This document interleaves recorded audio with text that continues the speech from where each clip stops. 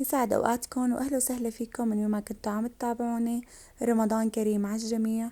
اليوم حبيت شارككم ببعض الأطباق اللي قدمتها بسفرة الإفطار، إن شاء الله يا رب تنال إعجابكم.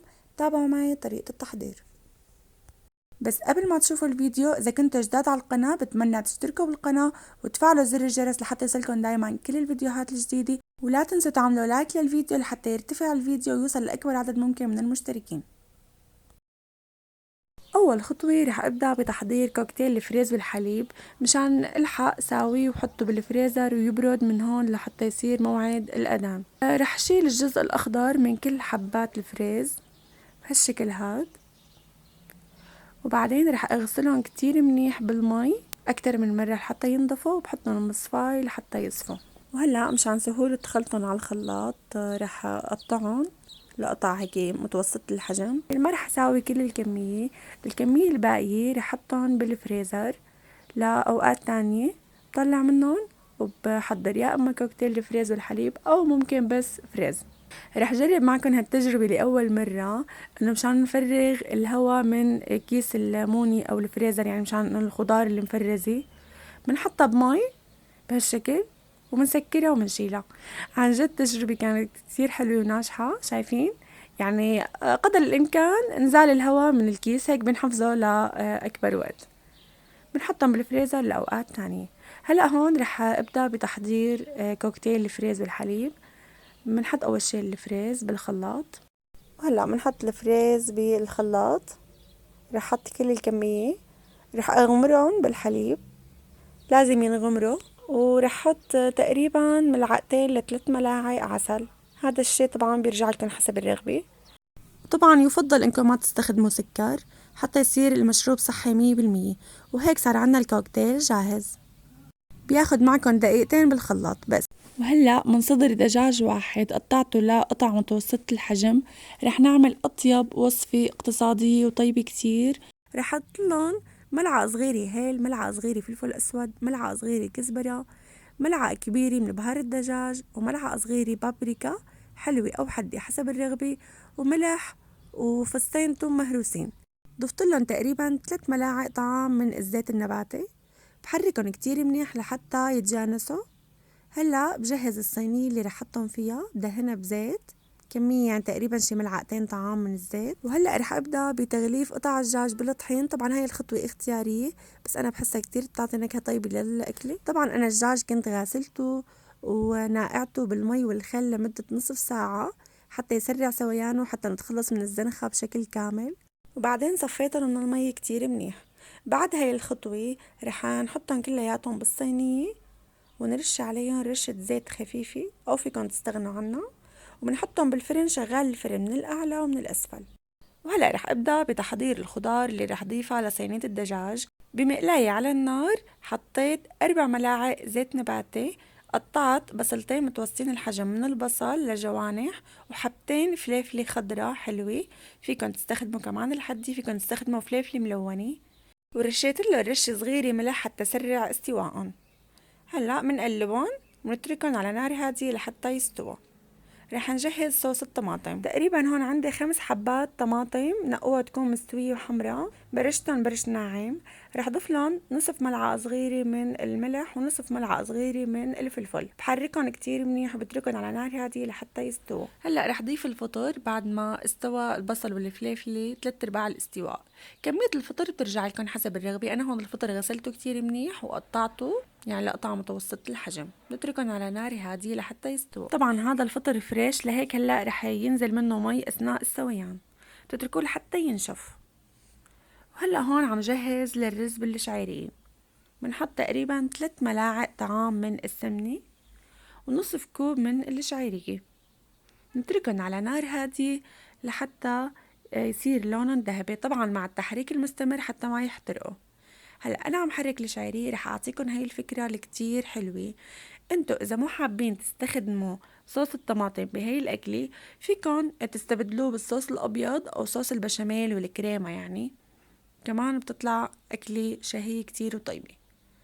هلا استوت عندي البندورة او بالطماطم، رح اضيف مي تقريبا 3 اكواب من الماء، وملعقة كبيرة من معجون الطماطم حتى هيك يعطي لون حلو وطعمة طيبة. قطعت حبتين بطاطا لقطع متوسطة الحجم، وهلأ رح اقليهم بزيت غزير. رح خليهم يستووا تقريبا نصف الاستواء، ما يستووا استواء كامل لأنه رح يرجع يدخلوا الفرن مع صينية الدجاج. بعد مرور نصف ساعة تقريبا استوى الدجاج. شايفين قطع الدجاج طالع شكلها كتير حلو ومقرمشة وبتشهي.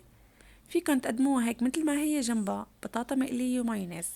وهلأ كل المكونات صارت جاهزة. رح طبق الصينية وحطها بالفرن. حطيت البطاطا، وهلأ رح حط الفطر والبصل والفلفلة، وكمان آخر شي هو صوص الطماطم. طبعا خليته حتى يتسبك كتير منيح على النار. رح خففه هلأ كمان بالمي شوي لأنه لقيته سميك.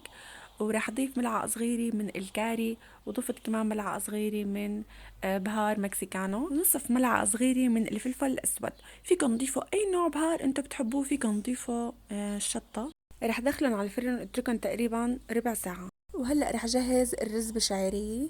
نقعت كوبين من الرز القصير لمدة 3/4 ساعة بماء ساخن.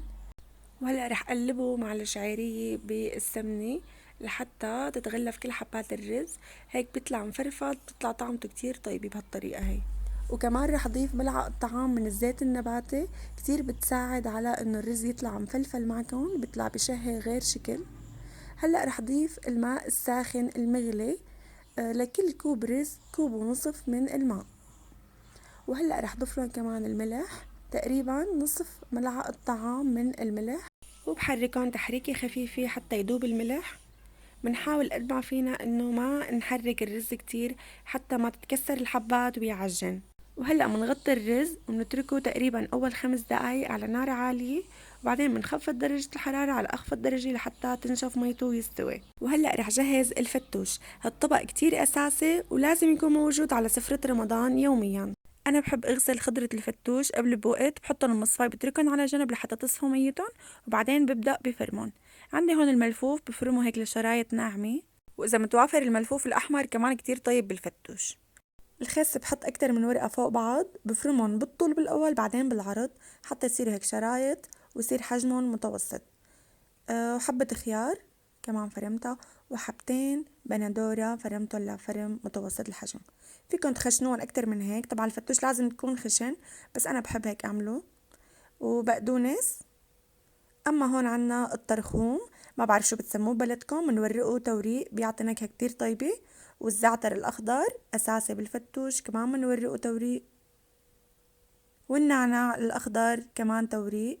هاي الاعشاب كلها طيبة تتورق توريق، والبقلي ما طيبة انها تنفرم فرم، بيطلع شكلها احلى وطعمتها اطيب.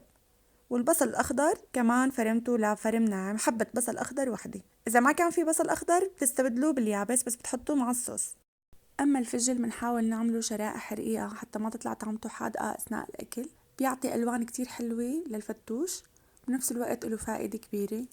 رح نجهز هلأ صوص الفتوش الرهيب.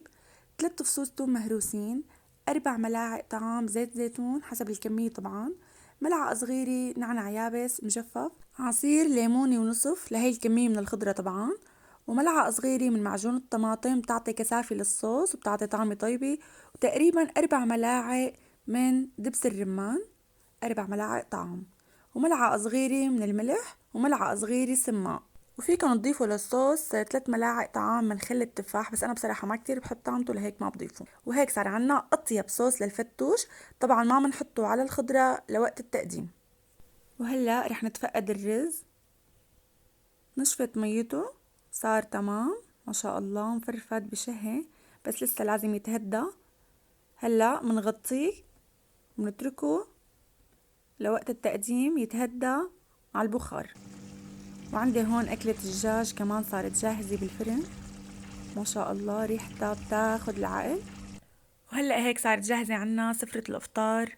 قليت صحن بطاطا هيك مقبلات، وكمان شوربة عدس أنا منزلتها قبل بمرة، إذا حابين تشوفوا طريقتها بحط لكم طريقتها بصندوق الوصف.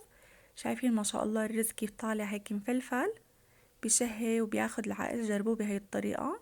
وعملت كمان طبق جانبي هيك كمية صغيرة، بطاطا وبصل وفلفلة ولحمة ناعمة وفطر وبابا غنوج، إن شاء الله بشارككم طريقته فيما بعد.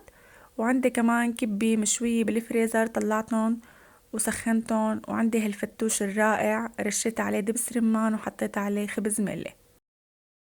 أطيب كوكتيل فريز منعش ببرد على القلب بعد الإفطار. يا سلام، بتزينوه هيك بهالطريقة بيطلع غير شكل. تعال ندوق شفي منه. الله على الجمال. طعمته يعني من بتشهي. أصناف الحلو الرئيسية برمضان هو المعروك، ويا سلام مع هيك كاسة عصير أو كوكتيل بعد الإفطار غير شكل. وهيك بنكون خلصنا الفيديو لليوم. إن شاء الله يا رب يكون نال إعجابكم. إذا عجبكم الفيديو لا تنسوا تعملوا لايك للفيديو، اشتراك بالقناة، وتفعلوا زر الجرس لحتى يصلكم دايما كل جديد. شكرا كتير لحسن المتابعة. كل عام وأنتم بألف خير.